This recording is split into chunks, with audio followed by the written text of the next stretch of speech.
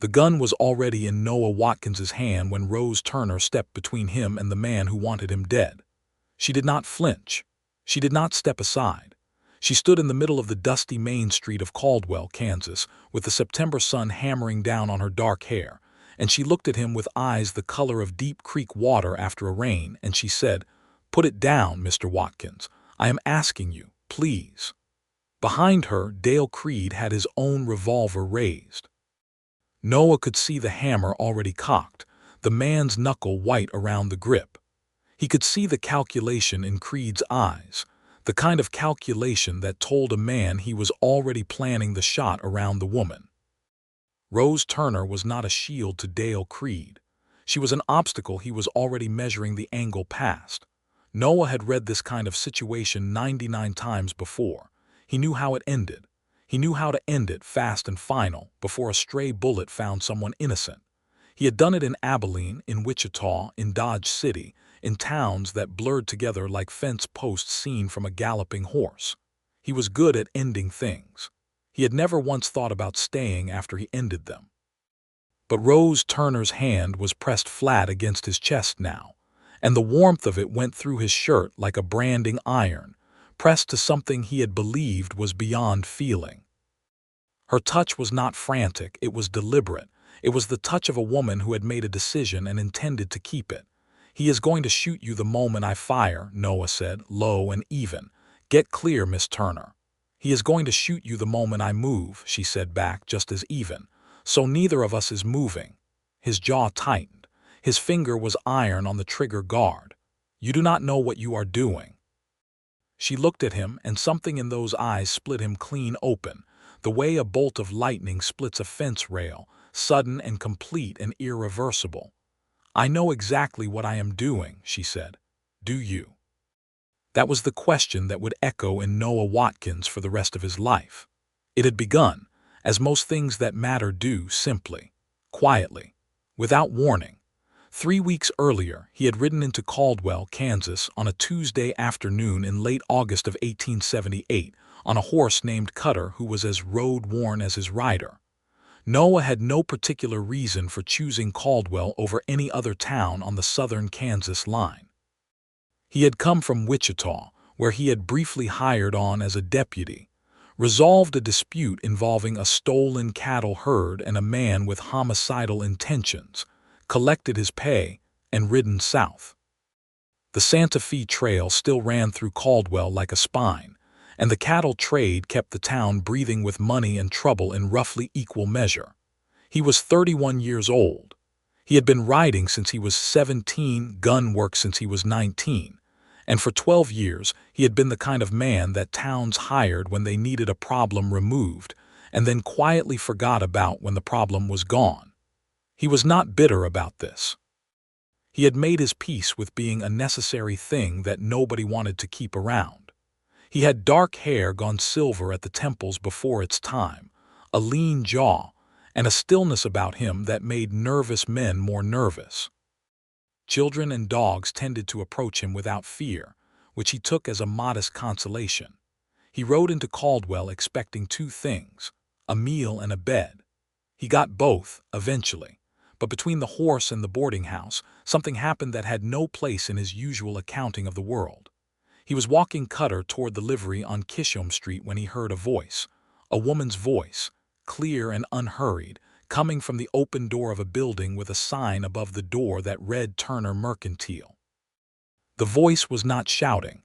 It was firm and precise in the way of a person who had learned that raising your voice often lost you more ground than it gained. "Mr. Hollies, I understand your position completely. I also want you to understand mine.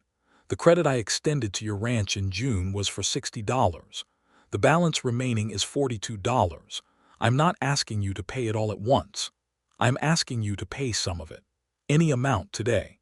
Because if you do not, I will have no choice but to stop extending credit to the Hollies operation, and we will both know that is bad for your men and bad for my store, and neither of us wants that."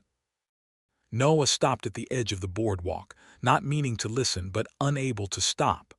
A man's voice, rough and carrying an edge of warning under it. "You are a woman running a store alone, Miss Turner.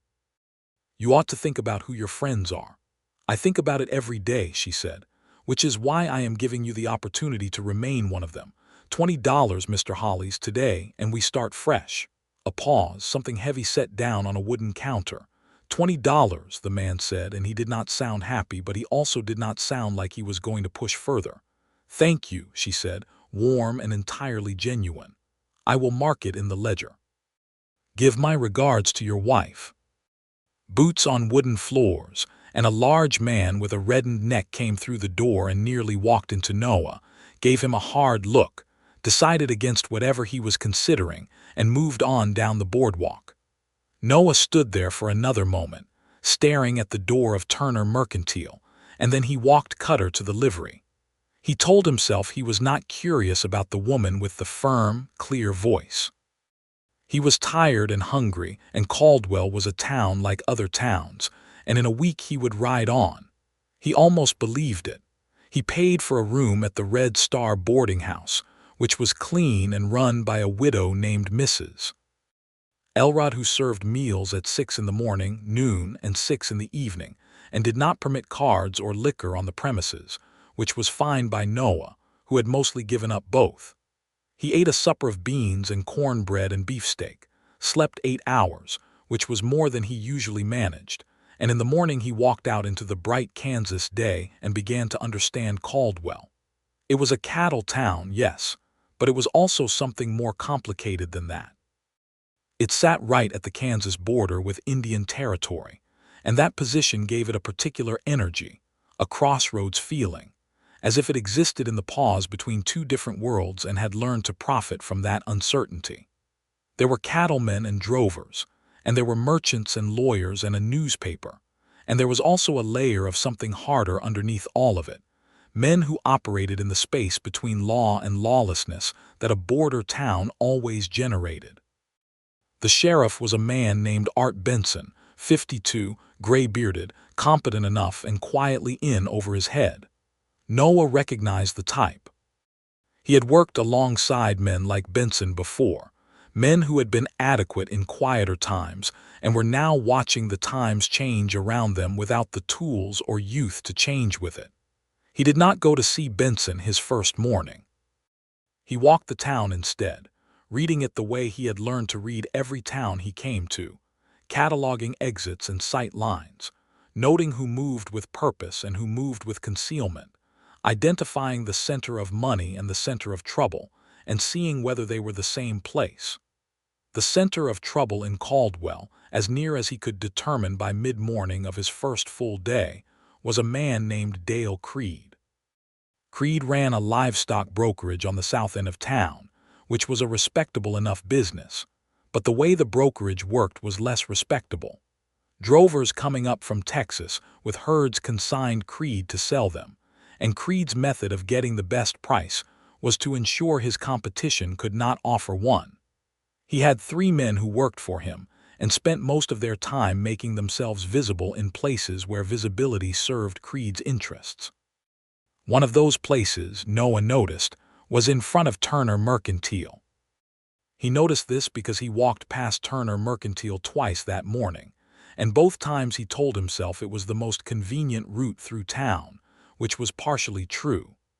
By the second pass, one of Creed's men, a wide-shouldered person with a scar bisecting his chin, was leaning against the post outside the store, not doing anything that could be called threatening, just being there in the particular way that was its own kind of threat.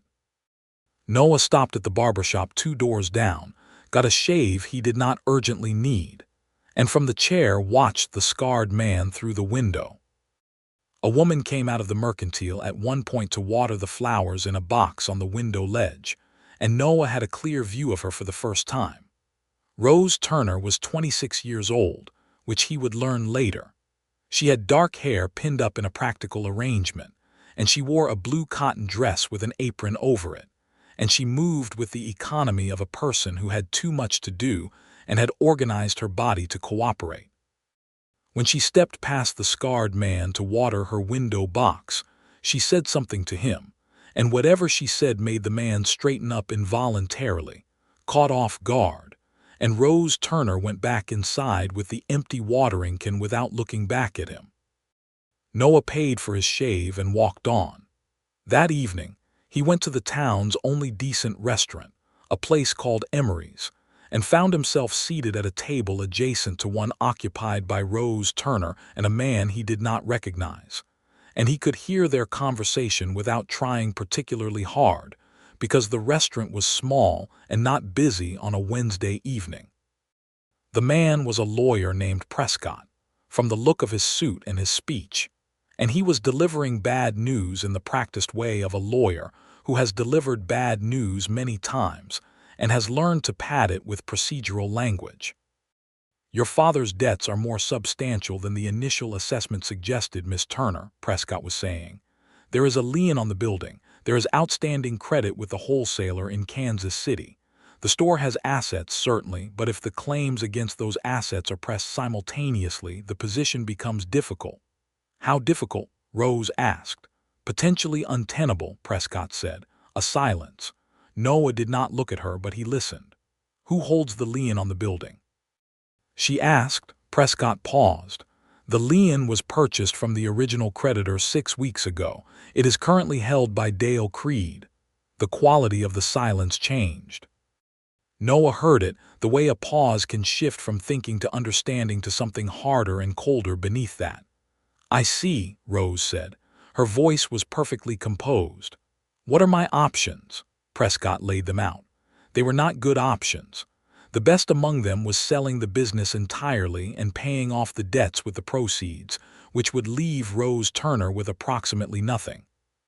The next best was finding an investor willing to buy out the lien and restructure the debt, which required either money or connections she did not have.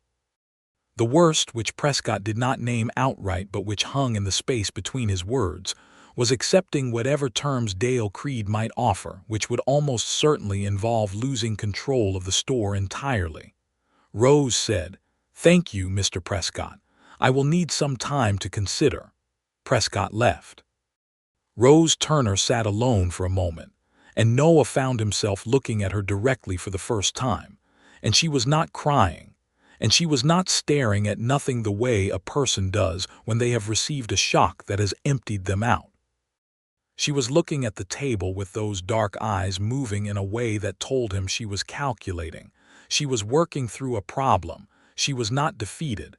She was looking for the next angle to come at something from. Then she looked up and caught him watching, and she did not look away. He was the one who looked away first. He felt something shift in his chest that he did not have a name for, and he ate his supper and left a good tip and went back to his room and told himself firmly that he was passing through. He told himself this for 4 more days, while he made himself genuinely useful in ways that did not require being hired. He helped Mrs. Elrod's neighbor fix a collapsed section of fence, since the man was 60 and the fence was heavy. He assisted a drover with a lame horse who did not know what he was looking at, since Noah had learned enough about horses in 12 years to diagnose the problem as a picked stone rather than anything serious. He played chess once with the newspaper editor, a serious man named Caldwell who seemed appropriate enough for the town he covered, and lost deliberately, since it was the man's only apparent pleasure. None of this had anything to do with Rose Turner. He was simply being a decent person in a town where he was staying temporarily. He had done the same in other towns. It meant nothing. On his 5th morning, he was walking past the mercantile when he heard glass break inside. Not the sound of something dropped by accident. The sound of something thrown. He was inside before the calculation to enter had fully completed in his mind, his hand already at the grip of the Colt at his hip. The scarred man, the one who had been outside before, was standing in the middle of the store amid a scatter of broken glass from a display case. Behind the counter, Rose Turner was standing perfectly still with a shotgun aimed at him, two-handed, steady. The scarred man was holding his own hand slightly up but not fully, playing the line between compliance and defiance. "I was telling the lady," the scarred man said without turning, aware of Noah's presence in the same way men who work in violence are always aware, that Mr. Creed has a very reasonable proposition for her. This here was an accident. You should go, Rose said. Not to Noah, to the scarred man. Noah said nothing. He simply moved so that he was between the scarred man and the door, and then he stepped aside so the door was accessible, and he looked at the scarred man with the particular expression he had developed for exactly these occasions, an expression that did not threaten and did not promise, and simply stated a fact about what kind of man Noah was, and what the cost of the current course of action was likely to be. The scarred man left. Rose kept the shotgun up until the sound of his boots on the boardwalk faded. Then she lowered it, and Noah saw the slight tremor in her hands that she had not allowed while he was watching her, the tremor she had controlled by force of will while it mattered and allowed herself only after. She set the shotgun on the counter. "I do not need rescuing, Mr. Watkins," he said. "Noah Watkins." Something crossed her face at the name, a flicker of recognition she did not quite conceal. He was used to his name producing reactions. It was not always comfortable. "I was not rescuing you," he said, which was true enough. "You had the shotgun." She looked at him for a moment, then she said, "I suppose I did. Thank you for coming in anyway." She looked at the broken glass on the floor. "I'm going to need a broom." "I will get it," he said, and found the broom before she could object, and swept the glass while she assessed the damage to the case, and something about the domesticity of the moment, the ordinariness of sweeping glass in a warm store that smelled of dried goods and coffee, and something faintly floral he could not identify, settled into him like a stone dropping into still water. "Are you planning to be in Caldwell long, Mr. Watkins?" she asked as she collected the larger pieces of glass carefully. "I had not decided," he said. "Most men who ride through have already decided," she said, not accusatory, observational. "Most men are not most men," he said, and she looked at him with an expression that walked the edge between amusement and assessment. "That is either very wise or very foolish," she said. "I have not yet determined which." He finished with the broom and set it back and looked at the store, really looked at it for the first time. It was a good store. Well organized, well stocked for a single proprietor to manage, the shelves arranged with a logic that served the customer rather than the supplier. There were personal touches, the window flowers, a small painting of a river landscape behind the counter, a chalk sign advertising a sale on tea with precise lettering that spoke of a person who cared about the space and what it was for. "Your father built this?" he asked, surprising himself. She looked at him more carefully. "How did you know about my father?" "Small town," he said. "People talk." She accepted this with a slight tilt of her head. "He built it 22 years ago. He came here with almost nothing, built it into something that mattered to this community. He died in March of pleurisy, and Dale Creed has been trying to acquire this building for 8 months. She said this directly, without self-pity, the way a person states a strategic reality rather than a grievance. "He wanted it before my father was even gone." Noah was quiet for a moment. "And the Leon," her eyes narrowed very slightly. "You know about the Leon." "Small town," he said again. She studied him for another moment. "Are you looking for work, Mr. Watkins, or are you just passing through?" He had been asked this question in 100 towns. In 99 of them he had said passing through. He looked at Rose Turner in her father's store with her father's shotgun on the counter, and he said, "I am not sure yet." Which was, for the first time in longer than he could count, the honest answer. He went to see Sheriff Benson that afternoon. Benson recognized his name, as people tended to, and they had the careful, professional conversation that two men of overlapping skills have when they are establishing whether they are allies or complications. "Creed is smart," Benson said. He had a cup of coffee, and he turned it in his hands as he talked. "He doesn't do anything you can call him on directly. The men who work for him, they push around the edges, break something here, block something there, make it uncomfortable for people he wants out. He's done it to 4 other businesses in the last 2 years, and now he owns pieces of 3 of them. And Miss Turner," Benson looked at his coffee, "she's a problem he can't figure out. Woman alone, young, no family left to speak of, she should have folded by now. But she's stubborn as a claim in granite, and the town mostly likes her. Can't exactly lean on her the way he might with a man because the town would notice. He paused. He's getting impatient. That's when things get less careful. How long do you give it before less careful becomes dangerous? Benson set the coffee down. I give it 3 weeks, maybe less. He's got a buyer for that building, apparently. Some concern out of Kansas City that wants a goods warehouse on the border. Deadline is coming. Noah rode out of the sheriff's office and sat on Cutter for a moment in the afternoon sun, looking at the town spread before him. He could ride south. He could ride north. He had done both many times before, and he would do them again, somewhere, sometime. He rode Cutter to the livery and told the man there he would be staying another week. That evening, he went to the Mercantile just before closing and asked Rose Turner if she had any work for an extra pair of hands. She was at the ledger when he came in, the big account book open on the counter, her pen moving with the precise economical strokes of someone who had learned to make her figures neat because figures that were not neat caused mistakes. She looked up when he came in, and the candlelight in the store at this hour was warm and gold, and he had a brief, unsettling sensation of the store being something he recognized, the way you sometimes recognize a landscape in a dream. "Work," she said. "I can load and carry. I can do repairs. I have some bookkeeping capability if you need it, though yours looks better than mine." She looked at him with the measuring quality she had. "Why?" "You have a problem that may require a physical solution before it requires a financial one," he said.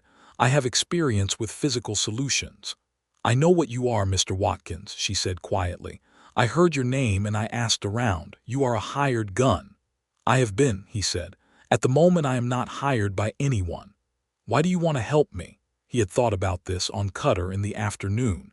He gave her the truest answer he had. "Because what Creed is doing is wrong, and you are not wrong, and I happen to be here." She was quiet for a long moment. The store settled around them with its small nighttime sounds, the wood cooling, the wind off the prairie finding the gaps around the door. "I cannot pay you much," she said. "Mrs. Elrod's rate is reasonable," he said. "I do not need much." Another moment. She closed the ledger. "You can start tomorrow, delivery day. I have 60 pounds of flour coming from the mill, and the man who usually carries it in has a bad back this week." "I can carry flour," he said. "Good," she said. "Be here at 7. He was there at 6:50. He knew because he looked at the pocket watch he kept in his vest. His father's watch.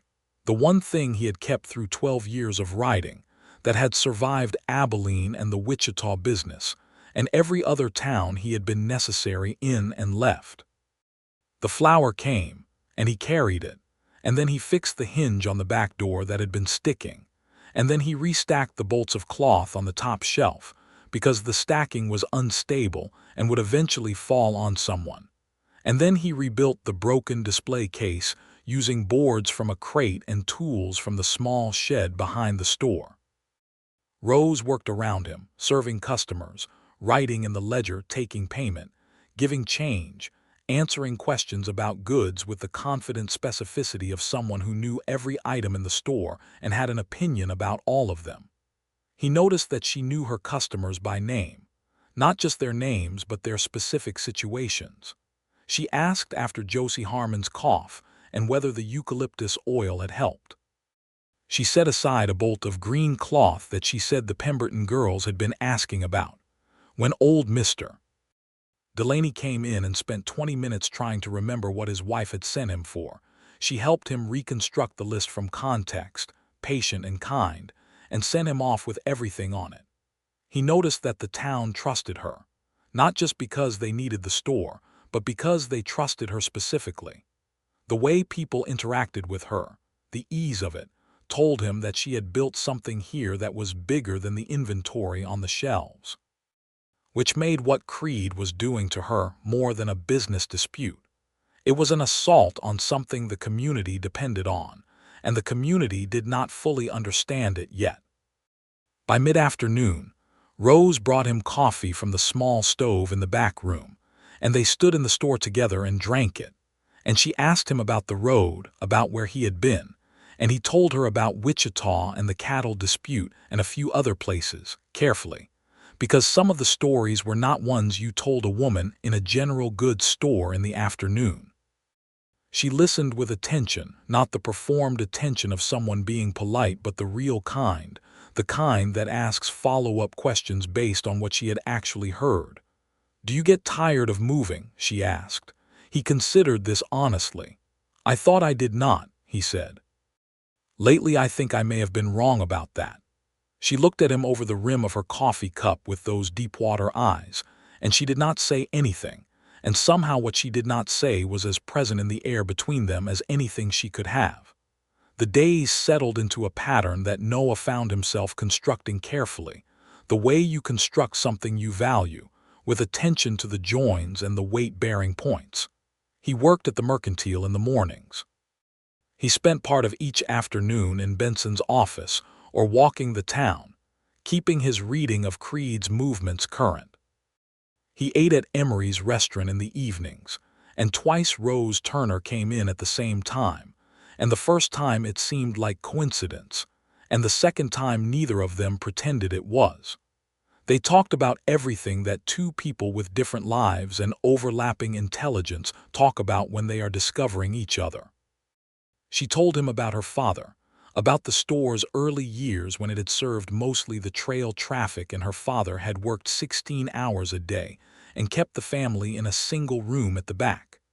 She told him about her mother, who had died when Rose was 12, and the years afterward that had been the two of them, father and daughter, building together.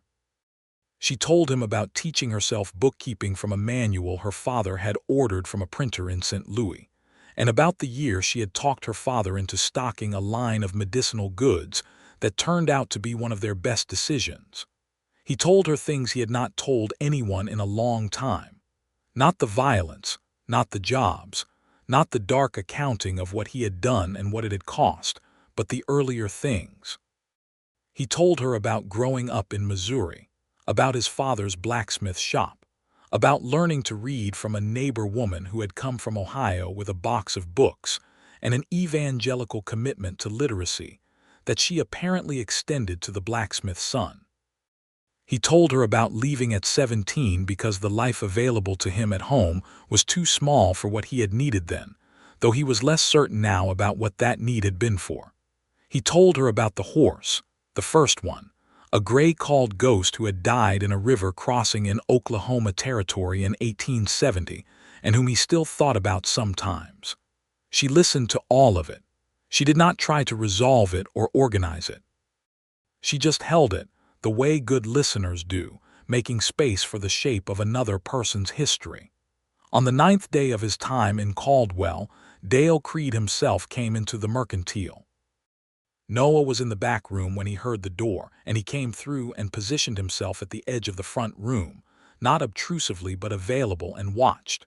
Creed was 45, well-built, with the groomed look of a man who understood that appearance was a form of authority.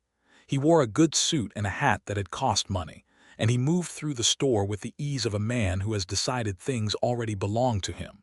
"Miss Turner," he said pleasantly, "I hear you have taken on some help." "I have," Rose said from behind the counter, her voice as composed as ever. "Was there something you needed today, Mr. Creed?" "Just to talk," he said, "friend to friend." "How have things been going?"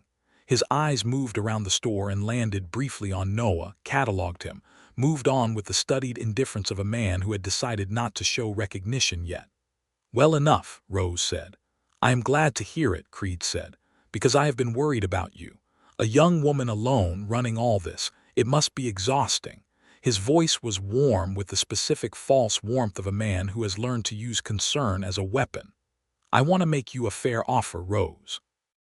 Let me help you with the lien. We can restructure it in a way that works for both of us." "I have a lawyer working on the lien situation," Rose said. Creed's eyes moved to Noah again, and this time he did not move away from the look. "A lawyer," Creed said. "Of course. And your new employee, what is his role exactly?" "He carries flour and fixes hinges," Rose said pleasantly. Creed smiled. It was a very good smile. It did not reach anything behind his eyes. "Well, my offer stands. Business matters are best resolved between people of goodwill, don't you think? before they become something else. He touched the brim of his hat, nodded at Noah with the nod of a man acknowledging a piece of furniture, and left. Noah came to the counter. "How long?" he asked. "A week," Rose said. Her hands were flat on the counter. "He has buyers arriving from Kansas City on the 10th of September. That is 8 days. If I do not accept his terms by then, he will call the lien and start the process to seize the building." "What are his terms?" "He gets 40% of the business. Management stays with me on paper, but he has final say on purchasing and credit and hours." She said this flatly. "Essentially, he owns the store and I run it under his instruction." Noah was quiet for a moment. "And the honest reality of 40% of your business going to Dale Creed is that it means everything else eventually." "Yes," she said. He leaned against the counter beside her. Not close enough to be improper, but close enough that she would know he was there. "Then we have 8 days to find another path." She looked at him sideways. He looked back at her. "If you want." Something shifted in her face, something that opened slightly and then closed again quickly, but he saw it. She looked at the ledger and then back at him. "Yes," she said softly. "I want." In the days that followed, Noah Watkins did something he had never done before in any of the 100 towns. He invested himself. Not just his time or his skills, both of which he had offered plenty of places before, but the deeper thing, the part that saw clearly and cared about the outcome beyond the professional satisfaction of a job completed. He and Rose worked the problem together. He was direct with Benson about the timeline and about Creed's methods, and Benson, who was a decent man even if he was out of his depth, agreed to document everything he could see. Noah reached out through contacts he had accumulated in 12 years to 2 men in Wichita who had standing with a bank there, and he was honest with them about the situation, and he asked whether the bank had any interest in holding a properly documented lien on a profitable going concern in a growing Kansas border town, at reasonable interest, as opposed to a Kansas City holding company getting a warehouse. This was a long shot. He knew it was a long shot. He told Rose it was a long shot, because he was not willing to mislead her, even when misleading her might have been kinder in the short term. She sat across the table from him at Emery's on the evening he told her this. In the restaurant they had stopped pretending they arrived at separately, and she looked at her food and then at him and said, "I appreciate that you tell me the truth even when the truth is difficult. I have found that difficult truths handled early are easier than comfortable lies discovered later," he said. She smiled, and it was the first time he had seen her smile in a way that was not managed. That was not the professional warmth she deployed for customers or even the genuine but cautious warmth she showed him sometimes. This smile was different. It arrived all at once, unguarded, and it changed her face entirely, made it younger and softer. And Noah Watkins felt the full weight of the dangerous situation he was in, not the danger from Dale Creed, but the other kind, the kind that could only be created by a person. "You are not at all what I expected," she said, still with that smile. "What did you expect?" "When I heard your name, I expected someone who would make things worse or take money and disappear," she said. "The stories about gunslingers are not usually reassuring. The stories are usually about the ones who make things worse," he said. "Nobody writes stories about the other kind." "What is the other kind?" He thought about this. Men who got into this life for reasons that seemed adequate at the time and are now doing their best to justify the choice they made. He said it lightly, but she heard what was under it, and he knew she did. "Is that what you are doing?" she asked quietly. "I do not know yet what I am doing in Caldwell," he said, equally quiet, and they looked at each other across the table, and what was between them had stopped being anything that could be described as professional. He walked her back to the store afterward, since she lived in the 2 rooms at the back that she and her father had shared, and which she had made into something considerably more than adequate with cotton curtains and a few careful choices of furniture. He knew this because she had shown him one afternoon when he was fixing a problem with the back door, and he had noted each thing she had chosen. The river painting behind the counter was a copy of a larger work. done by her father from memory of a river in Ohio where he had grown up. And the flowers in the window boxes outside she watered every morning herself. And the photographs on the small shelf beside the stove were the only photographs she had of her parents. He stopped at the back door of the store in the alley and she stood in the doorway, and the late summer night was warm and full of stars and cricket sound, and she said, "I am going to be all right, you know. Whatever happens with Creed, I have been thinking about it all day. Even if the worst happens, I am not finished. I would start again." "I know," he said, because he did. He had known it since the afternoon he had heard her voice through the store door talking about $20.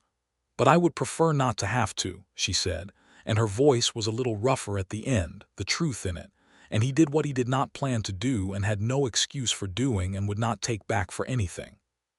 He reached out and took her hand, just her hand, held it for a moment. Her fingers closed around his and held back, and they stood like that in the summer night, not speaking, until she said, "Good night, Noah," and went inside. He stood in the alley for a moment longer with the warmth of her hand still in his, and then he walked back to the boarding house and lay awake for a long time, staring at the ceiling, feeling something enormous and unfamiliar and terrifying slowly taking shape inside him that he could not look at directly yet. On the 6th day before Creed's deadline, the answer came back from Wichita. The bank was interested. They wanted to see the documentation on the lien and the store's accounts, and they wanted a local assessment of the property value, and if everything proved out, they were willing to buy the lien from Creed at face value and hold it at standard commercial rates with a 5-year repayment schedule. It was not a perfect answer. It was a better answer than Rose had had any reason to expect. He told her in the store in the morning when they were alone. He watched her read the letter from his contact twice, and then she set it down on the counter and put both hands flat on it and breathed in slowly, and he could see the relief moving through her, the enormous careful relief of a person who had been holding a tremendous weight and had just been told they could set a small portion of it down. She looked up at him and her eyes were bright. "How did you do this?" "I wrote letters to people I know," he said. "You did this for me," she said. "I did it because it was the right arrangement for everyone involved," he said, which was true but incomplete, and they both knew it. She came around the counter and she stood in front of him, very close, and she said, "Noah," just his name. And there was something in the way she said it that contained everything they had been building toward since the afternoon he had swept broken glass off her floor. He put his hands on her face. She was warm and real, and she looked at him without looking away, and he kissed her, and she kissed him back, and it was not a tentative or questioning kiss. It was the kind that happens when two people have spent enough time being honest with each other that the kiss itself is just another true thing. He drew back after a moment and looked at her, and she was looking at him with an expression he had not received before from any person or place in 12 years of looking. "I should tell you something," he said. "Tell me," she said. "I came here to pass through," he said. "That was my intention. I have passed through 100 towns in 12 years and I have never once thought about staying." She waited. "I am thinking about staying," he said. She reached up and put her hand against his jaw. "Then stay," she said, in the voice she had used on the street 3 weeks later, in the moment that was the highest point and the lowest point and the turning point all at once. But before that moment, there was Creed. He had known the banking arrangement would enrage Creed, and he had told Rose and Benson both to be prepared for a response, and he had stayed close to the mercantile in the days that followed the sending of the documentation to Wichita. He had also had a direct conversation with Creed's scarred man, whose name turned out to be Finn Hobbs, which had involved Hobbs sitting in the alley behind the mercantile, and Noah explaining very quietly that the relationship between Hobbs's continued employment and Hobbs's continued health was contingent on Hobbs making certain choices in the coming days. Hobbs had made the right choices. The other 2 men Creed employed had also received conversations, though through Benson's authority rather than Noah's, which had the advantage of being official and the disadvantage of not being quite as clarifying. Two of the three had decided Caldwell's opportunities were limited and moved on. Creed himself was a different problem. On the day before the Kansas City buyers were due to arrive, the day Noah had calculated was when Creed would make his final move if he was going to make one. He was at the mercantile early. Rose was in the back taking stock, and Noah was in the front, rearranging a shelf display because he had been doing it for 3 days as an excuse to be present, and he was beginning to run out of plausible rearrangements. The door opened and Creed came in. He was alone, which was the first wrong thing because Creed did not usually go anywhere without at least one of his men available. He was wearing his good suit and his money hat, and his face was composed with the particular composure of a man who has decided something has no further price. "Mr. Watkins," he said, "I would like to speak with Miss Turner." "She is not available right now," Noah said. "I think she will want to hear what I have to say," Creed said. "I know about the arrangement with the Wichita Bank. I know you facilitated it." He paused. "I have more resources than a Kansas boarding town gunslinger and a regional bank. You should understand that." "I understand it," Noah said. "I also understand that any attempt to interfere with a legal banking arrangement is a federal matter, not a local one." Creed smiled his excellent smile. "I am not talking about interfering with anything. I am talking about being honest. I am going to own this building before the end of the year, one way or another. I would prefer to do it in a way that leaves Miss Turner something." "But that option is narrowing." Noah looked at him. "What are you saying, Creed?" "I am saying," Creed said very evenly, "that sometimes the people closest to a problem become part of the problem, and that can have consequences that go beyond business." The threat was there. Not explicit, never explicit with Creed, but absolutely present. Noah was quiet for a moment. "I am going to remember that you said that," he said, "word for word." Creed turned and went back toward the door. "I will give her until tomorrow morning," he said, and left. Rose had heard from the back room. She came through the curtained doorway and her face was set and pale. "He is threatening you," she said. "Because of me." "He is trying to," Noah said. "It is different." "Noah, you should not," she started. "Rose," he said, and she stopped. "I made a choice about where I am and what I am doing here. Creed does not change that. Nothing he can say or do changes that." He looked at her steadily. "Is that clear to you?" She looked at him for a long moment.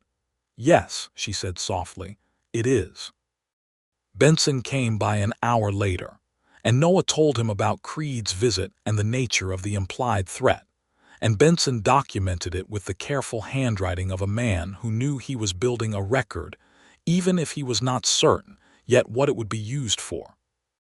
And then, the next morning, which was the morning the Kansas City buyers were due to arrive on the noon train, was when it happened. Noah was walking from the boarding house to the mercantile, past the post office, past the hardware, when he saw Creed in the middle of the street. Not in the way people stand in streets by accident. In the way people stand in streets when they have chosen the street as the place where something is going to happen. His coat was pushed back from the gun at his hip, and his 3 men were gone, and there was something in his stance that told Noah that Creed had crossed a line in the night somewhere, had reached a decision that went beyond strategy. Noah stopped. He understood what this was.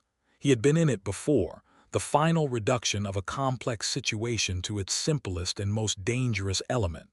He had hoped it would not come here, in this town, with this particular cost on the table. "Watkins," Creed said, and that was when Rose Turner came out of the mercantile door and walked into the street between them. She moved fast enough that Noah had no time to react.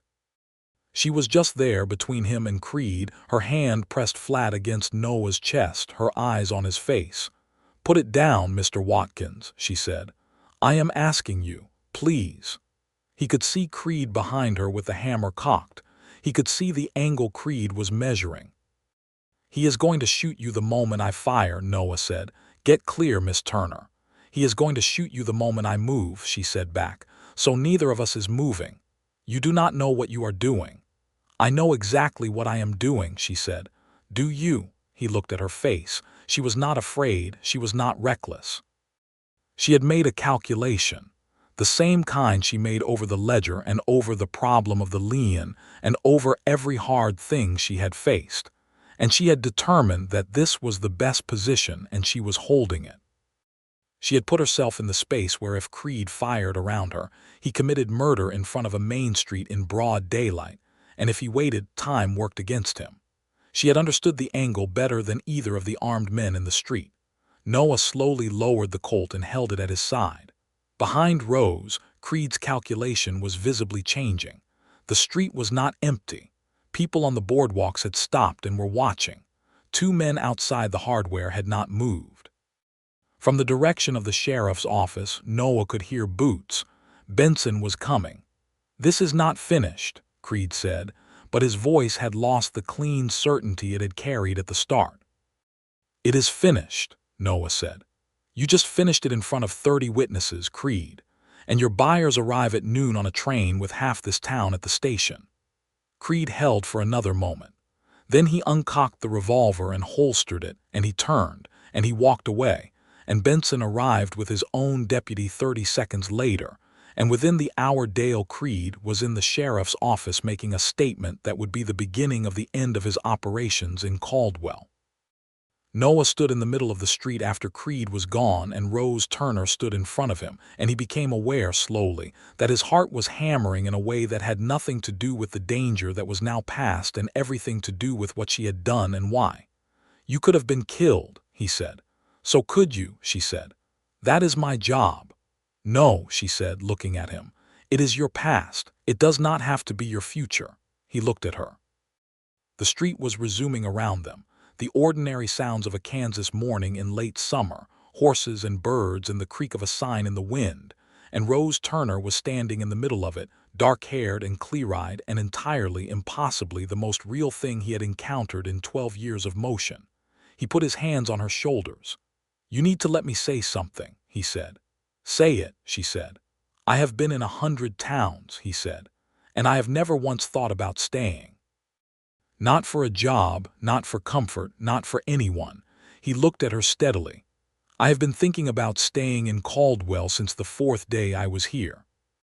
And the reason I have been thinking about it has nothing to do with the town." She was very still under his hands. "It has everything to do with you," he said. "Rose, I want to stay, not temporarily, not until another job comes along. I want to stay because this is the first place that has felt like it could be a place, and that is because of you, and I need you to understand that so you can make whatever decision you want to make with all of the information." She was quiet for a long moment. Around them the town went on being itself, alive and ordinary and September warm. "I want you to stay," she said. "I want that very much." He pulled her in and held her, right there in the middle of Kishom Street, and she held him back, and he pressed his face against her hair and breathed in, and the pocket watch in his vest ticked against her, his father's watch that had survived everything, marking this moment exactly as it marked all the others, precisely and without judgment the same. Everything else was different. The Kansas City buyers arrived on the noon train. They met with Creed, who had just spent 3 hours in the sheriff's office, and who could no longer guarantee possession of the Turner Mercantile Building, because a deal with a Wichita bank was proceeding legally, and a formal complaint regarding intimidation and coercion had been filed with the county sheriff. The buyers departed on the evening train. Creed left Caldwell 2 weeks later, his operation dissolved under the pressure of the legal accounting that followed his public confrontation in the street. He went somewhere west, Benson heard, and nobody in Caldwell mentioned him with anything other than relief. The documentation arrived from Wichita in the 3rd week of September. The lien transferred to the bank at face value.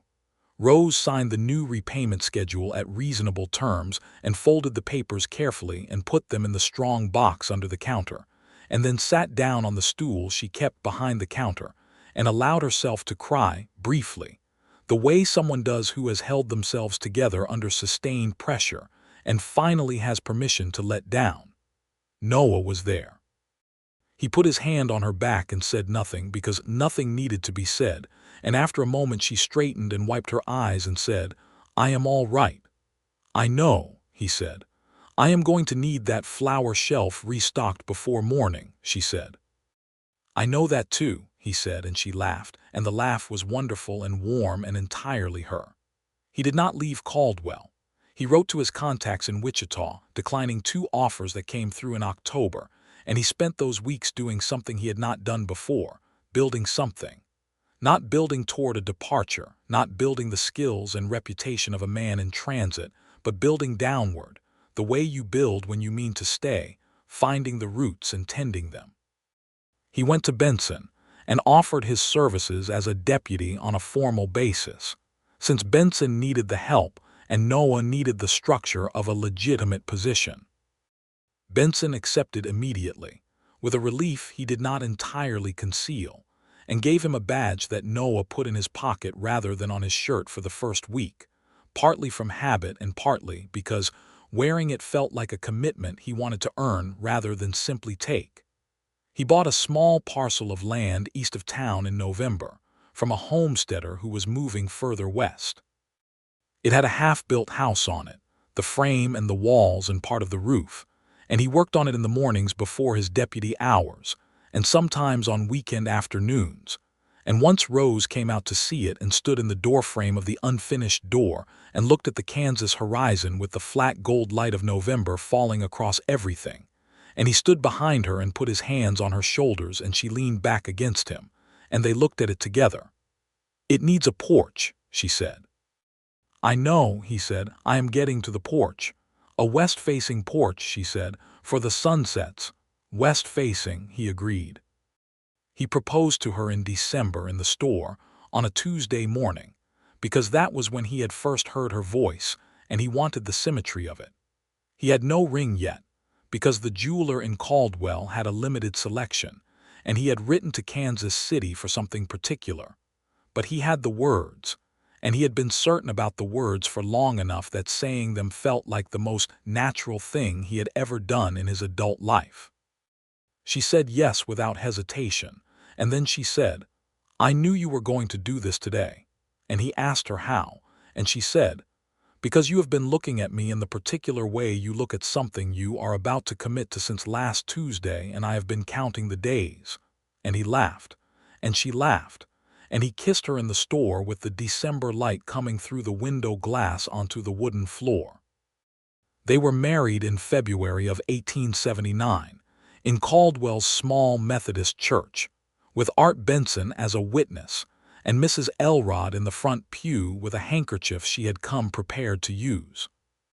Rose wore a dress of dark green wool she had made herself, and her hair was down in a way Noah had only seen once before, when she had been fixing it in the early morning and had not heard him come into the store, and he had stood for a moment watching the light catch in it, and thought that he was the most fortunate man he knew of.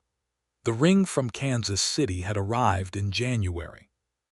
It was a simple band of gold with a small garnet set in it, and Rose wore it with the same directness she wore everything, without fussing over it but clearly treasuring it.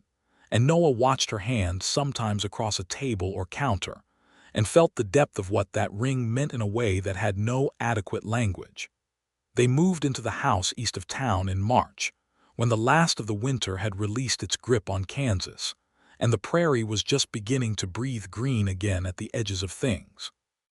The house was finished, the porch was west-facing, and Rose had brought the river painting from the store's back room and hung it in the front room, and she had potted the window box flowers and brought them in, and within a week the house looked as if it had always been lived in by people who cared about it. He was happy. He understood for the first time in his adult life what that word was actually made of. Spring arrived, and with it the expanding rhythms of a new life. Noah's work as Benson's deputy was steady and not usually dangerous, the ordinary business of a growing Kansas town, disputes over cattle and property lines, and occasionally someone who had drunk too much and needed to be persuaded of the merits of sleeping it off. He was good at it in a way that used his skills without requiring their worst expression. He had good judgment and genuine authority, and he was fair, and the town noticed. Rose's business improved in the spring, as it always had, with the beginning of the cattle drive season, and the influx of traffic through the Caldwell corridor. She hired a young man named Elliot to help with the heavier work, which freed her to focus on the accounts and the supplier relationships and the community aspects of the store's role that she was particularly gifted at.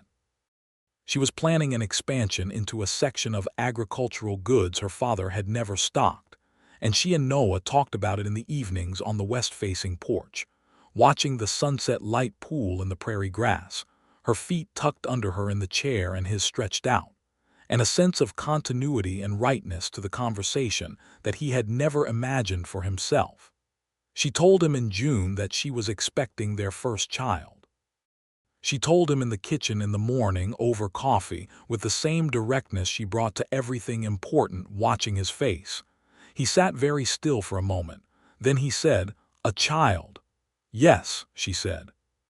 He stood up and came around the table and picked her up and held her, which was perhaps not the most dignified response but was the honest one, and she laughed and held on, and when he set her down his face was entirely open, not managed, not the stillness he had learned to maintain in dangerous situations, but the opposite of that, completely exposed and unconcerned with it.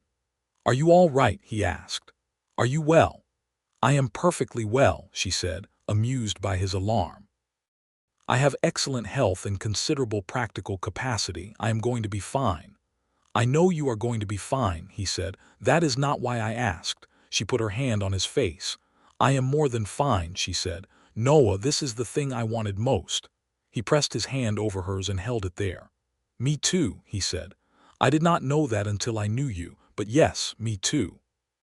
The pregnancy was straightforward, as Rose had predicted, because she was healthy and organized and treated the whole enterprise with the same practical competence she brought to stock-taking and credit management, while also, Noah noticed, allowing herself a quiet joy about it that came through in small ways, the way she sometimes stopped what she was doing and put her hand flat on her stomach, or the conversation she had with Mrs.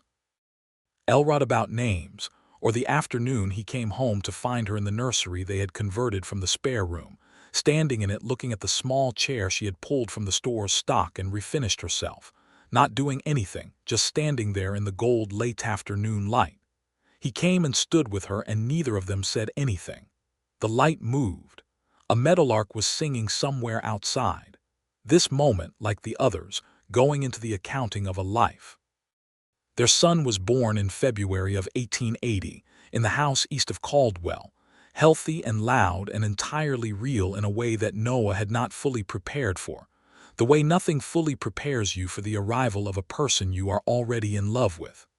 They named him James, for Rose's father, and Henry, for Noah's, which had been the natural choice when they talked about names, both their fathers gone and both worth honoring.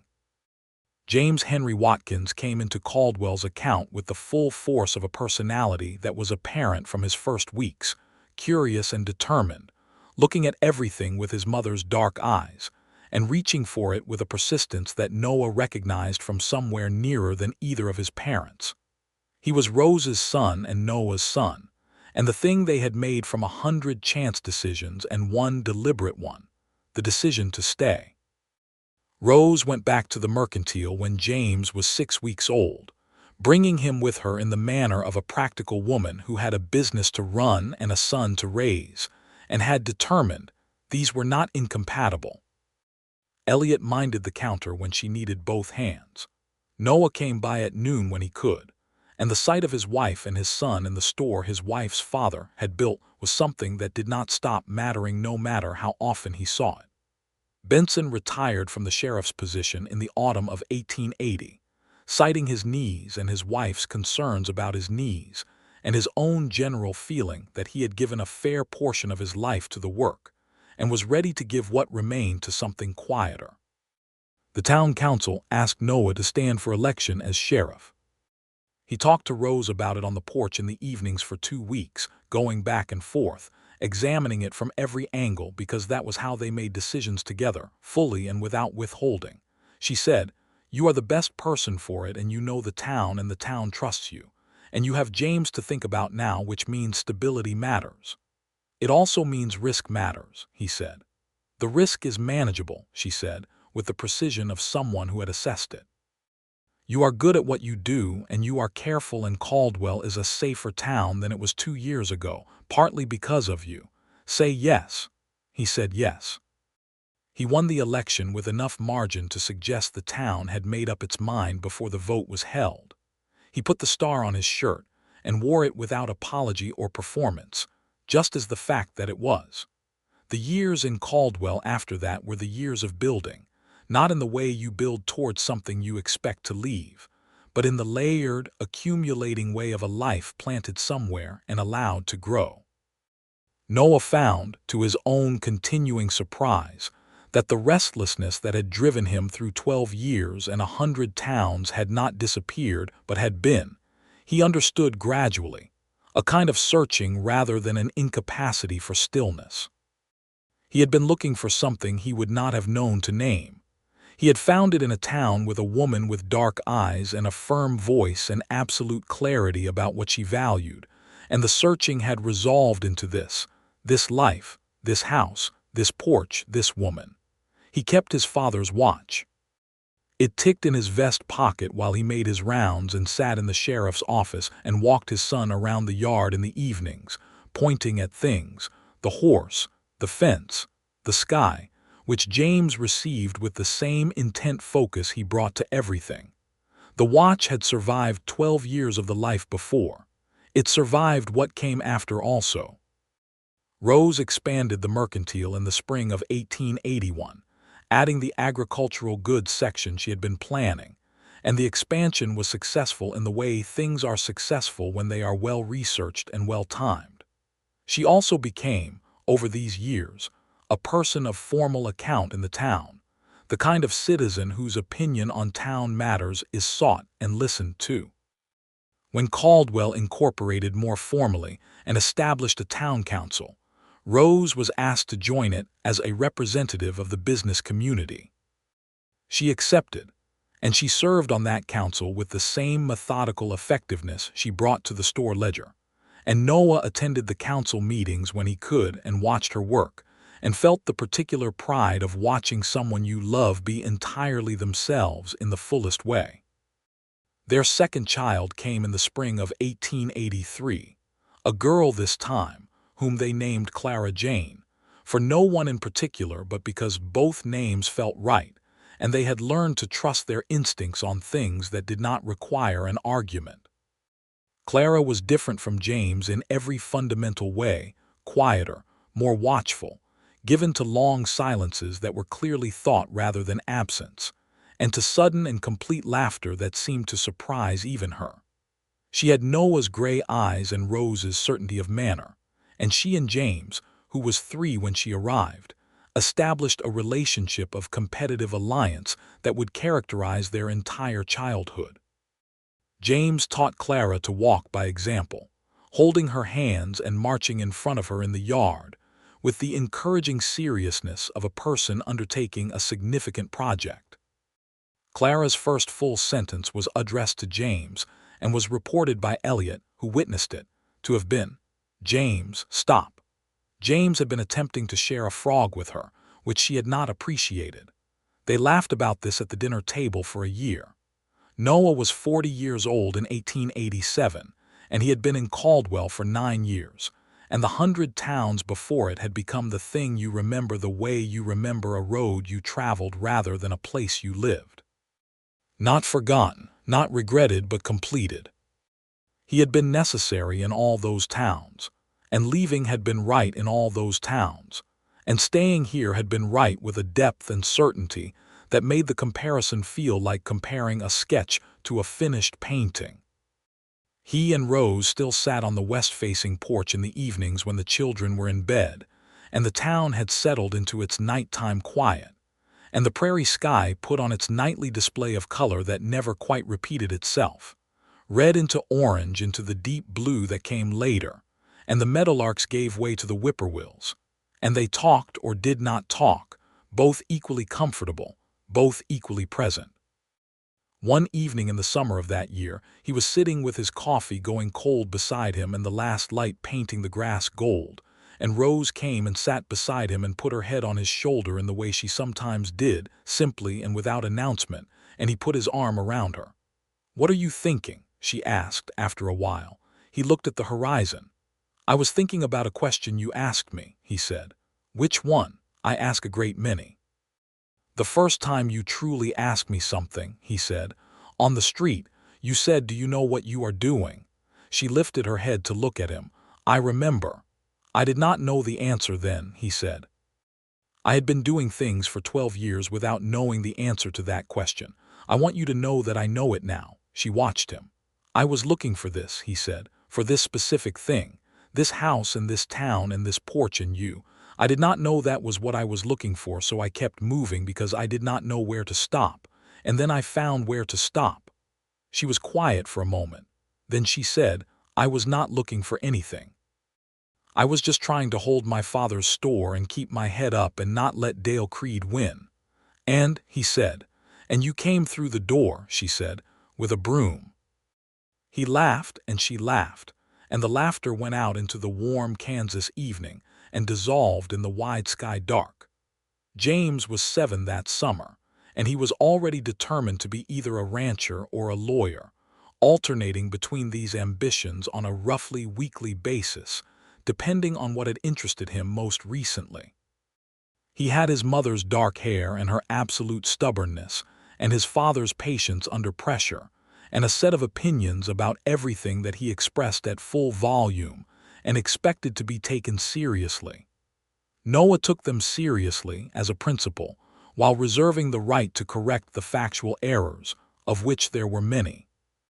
Clara was 4 and already reading, which pleased Rose enormously and surprised no one who had spent more than an hour with Clara, who had clearly determined at some point in her second year that information was the relevant currency, and had been accumulating it ever since. She asked questions the way other children asked for candy, constantly and with total confidence in the legitimacy of the request. There was a particular afternoon Noah would come back to many times in the years after.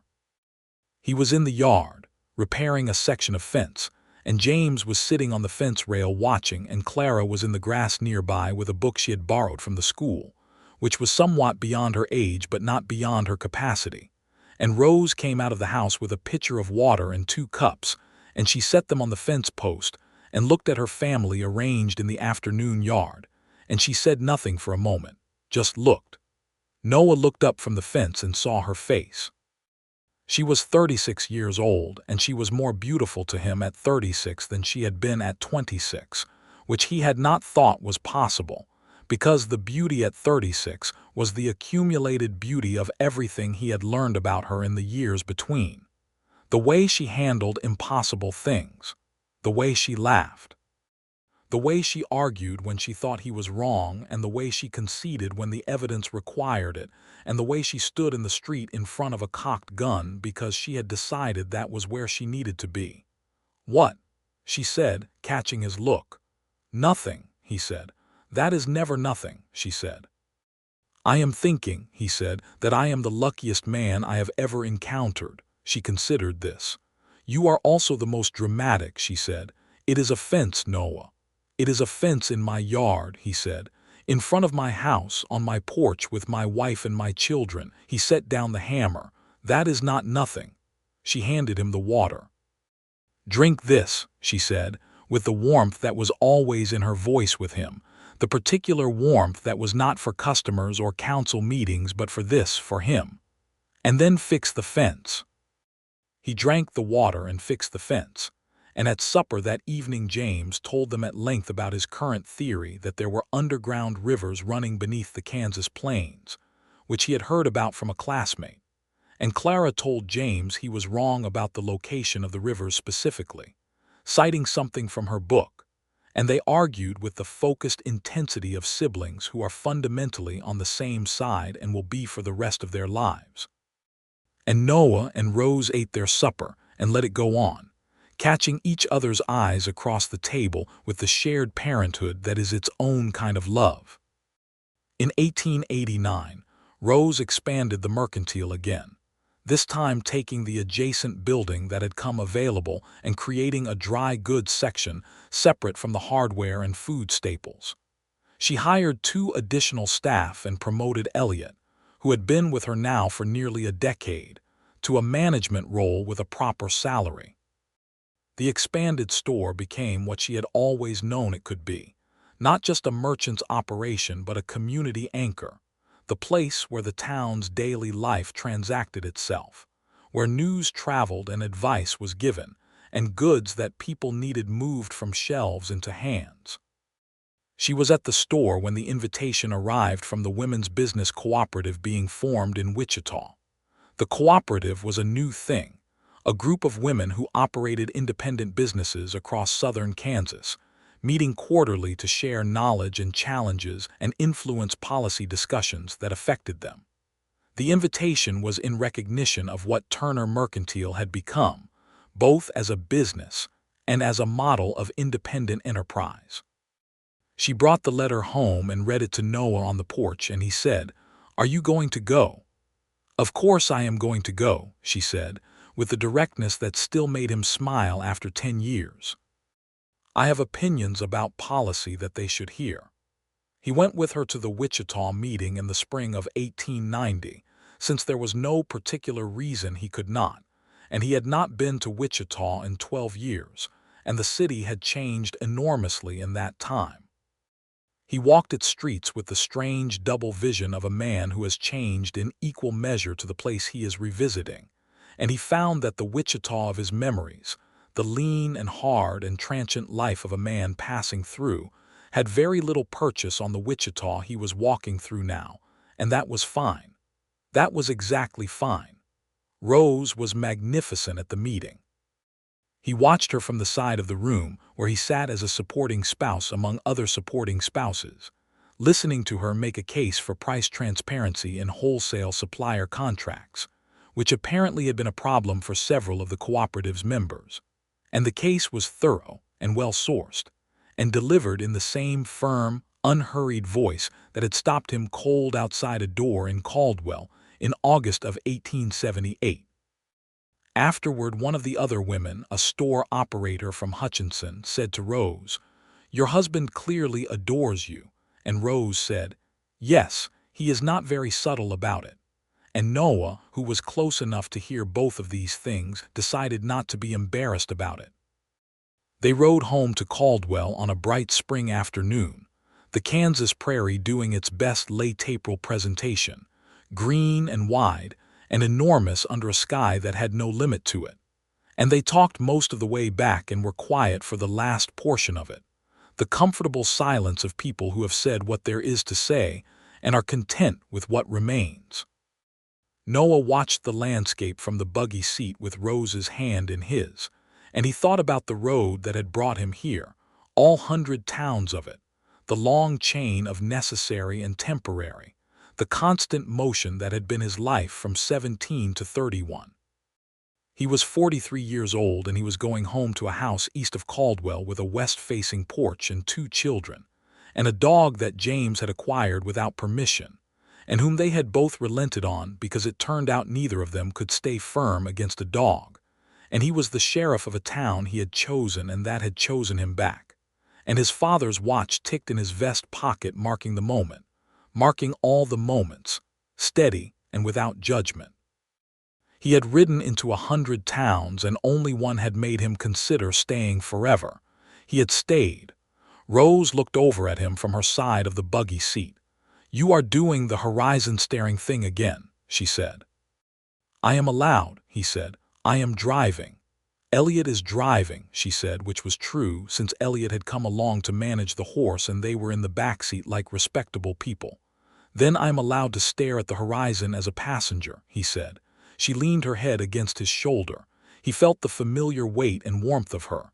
He had felt it 1,000 times, and it had not once become ordinary. "What are you thinking?" she asked. The question she had been asking him for 12 years, patient and genuinely curious every time. He turned his head and pressed his lips to her hair. "I am thinking that I am exactly where I am supposed to be," he said. She made a soft sound, contented, and her hand tightened in his. Outside the buggy, the prairie went on forever in every direction, bright and enormous and alive, and Caldwell was ahead of them with its church steeple catching the afternoon light and its streets full of the ordinary living of people they knew. And James and Clara were there with Mrs. Elrod's neighbor's daughter sitting with them, and the house was there with the porch, and the flowers rose kept in the window boxes through every season that allowed it. They arrived home in the early evening, and the children came out when the buggy turned in, James at a run and Clara walking with the measured pace she used when she was pretending not to be as glad as she was, and the dog behind them both. Noah stepped down from the buggy and James hit him at full speed in the way he always did, all arms and momentum, and Noah caught him and swung him up in the practiced motion of a father who had been doing this for years, and intended to keep doing it until James was too large for it, which was approaching. Clara came to him next and stood with her arms out at a 7-year-old's assessment of what constituted dignity, and he embraced her with complete seriousness, and she said, "I finished my book," and he said, "I want to hear about it," and she said, "All of it," and he said, "Every page," and she looked pleased in the particular way she did, privately and genuinely, when something mattered to her. Rose had come around the buggy and was standing in the yard with the evening light on her and the children around them, and she looked at Noah and he looked at her, and neither of them said anything, because there was nothing that needed to be said that they did not already know. They ate supper as the dusk came down outside the windows, the 4 of them around the table, and James told them about something that had happened at school, and Clara told James where he had gotten the details wrong, and they argued. And Noah and Rose ate and listened, and sometimes corrected, and sometimes simply let it go. And the lamp on the table put its warm circle out against the evening dark. And this was the life, this ordinary, extraordinary evening. This was the accumulated answer to the question Rose Turner had asked him in the middle of a main street with a gun between them. "Do you know what you are doing?" He knew. He had known for 12 years now. He was doing the only thing that had ever felt entirely true, being here, being hers, being theirs, being home. Later, when the children were in bed and the house was quiet, they sat on the west-facing porch in the warm May evening, and the stars were beginning and the prairie was dark and fragrant and enormous around them. And they sat close together as they always had, Rose tucked under his arm, his coffee cooling on the rail. "Good day," she said, which was the thing she sometimes said at the end of days she was marking, the ones that went in the account of what had been good. "Good day," he agreed. A whippoorwill started somewhere in the dark beyond the yard. Another answered it. The stars multiplied. They stayed on the porch until the night was deep and the temperature dropped to the mild cooling that May allowed. And then Rose stood and took his hand, and they went inside, through the house that was theirs, past the photographs on the shelf, past the river painting, past the doorways of the rooms where their children slept, into the quiet of their own room and their own life, which was permanent and deep-rooted and complete, the way the best things are. The things you stop looking for when you find them and never once think about leaving again. Noah Watkins had ridden into 100 towns. In 99 of them, he had done what was needed and ridden on, and the towns had closed behind him like water closing over a stone. In the 100th town, there was a woman named Rose Turner standing in an open doorway with a firm voice and deep-water eyes and absolute clarity about who she was and what she valued. In the 100th town, there was a store with flower boxes in the window, and a father's painting on the wall, and a ledger that told the precise story of a life being fought for. In the 100th town, there was a porch facing west and children running in the yard and a pocket watch ticking in a vest pocket through every kind of weather, marking the moments, marking all of them, steady and without judgment. He had considered staying forever. He had done better than consider. He had stayed.